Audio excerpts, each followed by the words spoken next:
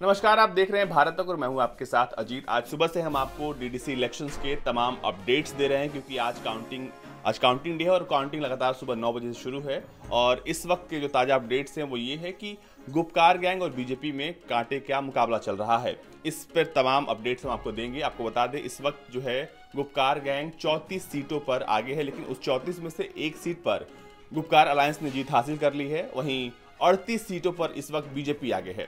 इस तमाम काउंटिंग्स पर हमारे साथ हमारे सहयोगी होंगे जो आपको बताएंगे कि इस वक्त ताज़ा हालात जो हैं, ताज़ा अपडेट्स क्या हैं। आयुष, आप बताइए कि क्या अपडेट्स हैं अभी। जो गुपकार है वो 34 सीटों पे आगे है और बीजेपी 38 सीटों पे है, कांग्रेस 11 पे है और जो अदर हैं वो 20 सीटों पे आगे हैं।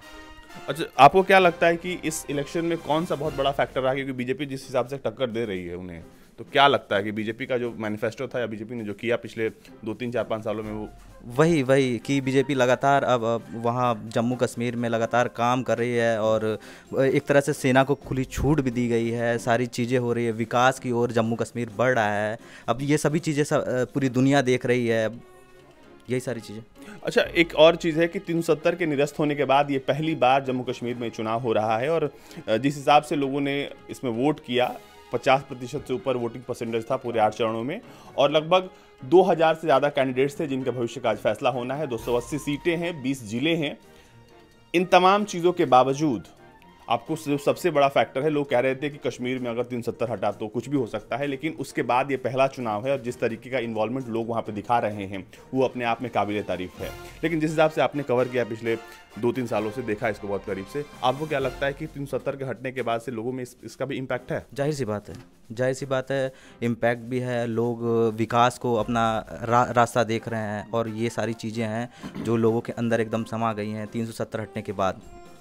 लेकिन एक सबसे दिलचस्प बात यह भी रही कि चुनाव से पहले जिस हिसाब से कैंपेनिंग हुई इस बार डीडीसी इलेक्शन में, ऐसी कैंपेनिंग शायद कहीं नहीं। और ये जिस हिसाब से वहाँ पे जो ढांचा बदलने वाला, पहले वहाँ पे कमेटी हुआ करती थी, प्लानिंग कमेटी, जो हर जिले के लिए प्लान करती थी और जो स्पेशल स्टेटस का दर्जा था उस वक्त उसके हिसाब से, लेकिन उसमें विकास की बात तो होती थी, विकास नहीं होता था। लेकिन अब क्या है कि अब अगर ये किसी जिले में जब ये डीडीसी जीत के आएंगे उम्मीदवार, तो 14 लोगों की कमेटी बनेगी जो कि एक जिले में होगी। तो ऐसे 20 जिले हैं तो 280 कैंडिडेट्स हो गए। तो ये तय करेंगे कि आखिर उनके ज़िले में किस चीज़ की ज़रूरत है, बुनियादी चीज़ें, स्वास्थ्य, शिक्षा, वो तमाम चीज़ें जो है वो।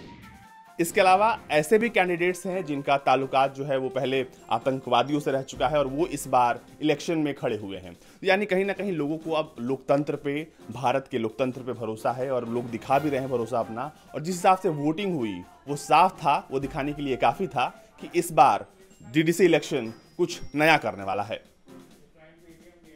देखते रहिए भारत तक। मैं हूं आपके साथ अजीत और मैं आपको हर पल की अपडेट देता रहूंगा।